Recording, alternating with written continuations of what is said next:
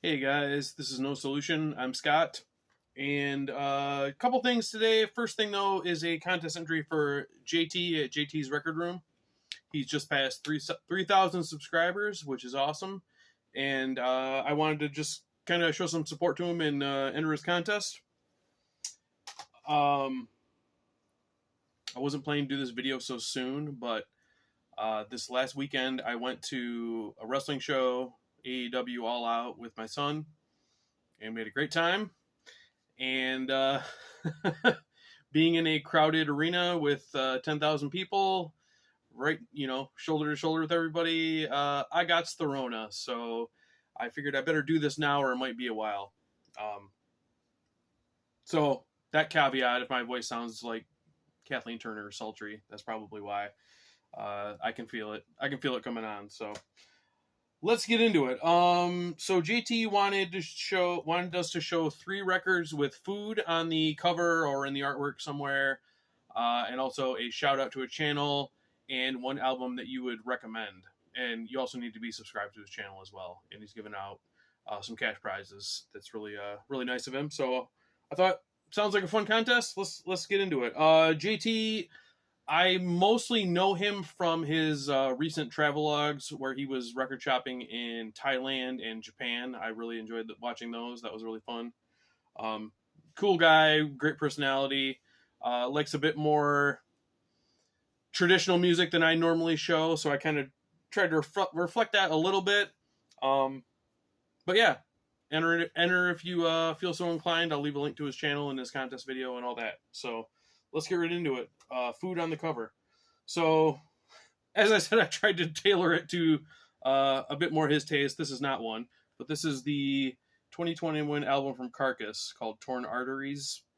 And it's a heart. As you can see, it's made up of vegetables.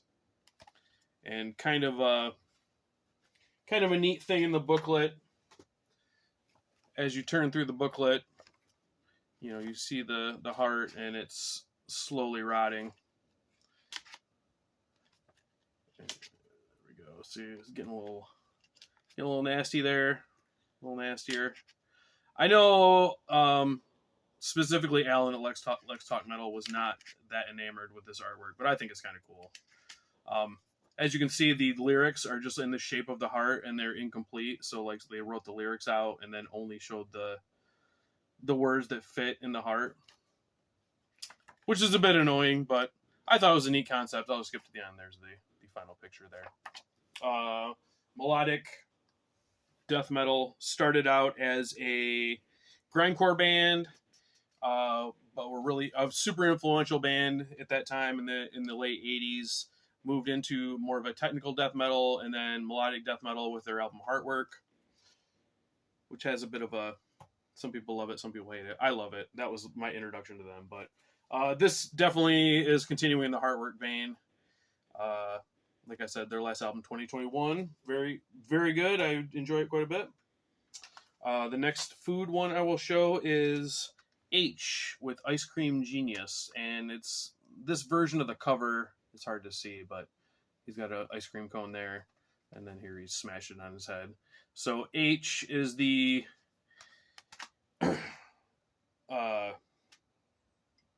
the pseudonym of Steve Hogarth, who is the current singer of Marillion. He's the new guy because he joined in 1989. So this is his first solo album from this one says 97. I want to say it was 96. If there's another version of this, I think that this is the later version. Really fun 90s rock album. Not really progressive at all, but really solid. It's got Dave Gregory on guitar, Richard Barbieri on keyboards, and I knew the name until now. Louis Jardim on percussion, who now also tours with Marillion sometimes and does percussion for them. So kind of a early relationship formed there. But yeah, Ice Cream Genius by H.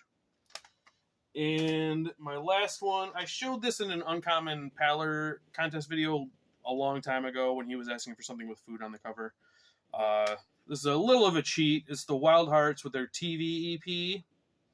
And you would see that and you go, well, where's the food? Well, it's supposed to be a pizza box, and you open it up, and the disc is a pizza with like cigarette butts and bugs and stuff in it. So, so this is a extended single of their song TV Tan from their debut full length, and then 3 other songs. At this time, the Wild Hearts, like the B-sides, were a lot of times better than what made it the album. This one has Show a Little Emotion, Danger Lust, and Down on London, all fantastic songs. So I'm very happy to have this. The Wild Hearts TV EP, I believe it's from 93. Yes, from 1993. Shout out. I'm going to shout out Dan from Moonshine Talkin'. He does a lot of album reviews and concert reviews, and he also tells a lot of wrestling stories because he was a professional wrestler and trained at Dean Malenko's school and worked with Dean Malenko. So it's really fun as a wrestling fan to hear those kinds of stories. And yeah, you should check out his channel if you haven't. Speaking of which, coming up, Dan and Trevor from Fumes of Hatred and I are all going to have a show talking about just doing a wrestling show, like a live stream wrestling show. So we all have a lot of opinions, and I'll definitely be curious to hear my opinions just as a fan versus Dan, who actually was a wrestler. So that'll be a lot of fun. That's coming up on September 21st, but it's going to be late on the East Coast. It's going to be 1 a.m. So technically the 22nd. I'll be putting up a announcement about that, so you can bookmark it if you are so inclined. And then one album that you would recommend to everybody. So I had to think about this. I can't do somebody yelling and screaming and Finnish about the devil. So what would be something that I think most people could enjoy if they gave it a chance? So I chose this from 2022. It's Devin Townsend's album Lightwork.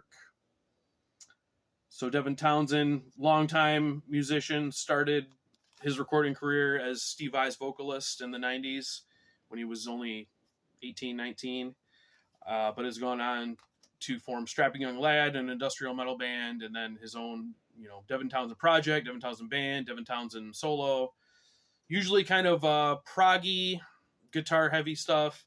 This one, I just think it's a masterpiece. It is very accessible, very poppy at a lot of times, but it does have the heavy parts, it does have more proggy parts.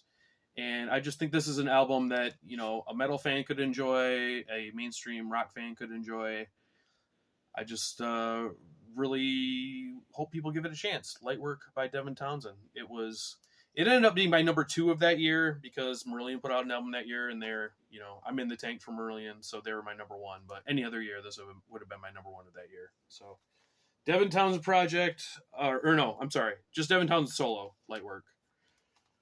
And if you do buy it, there is a version that has a second bonus disc with, he calls them demos, but they're, to anyone else, they'd be finished songs.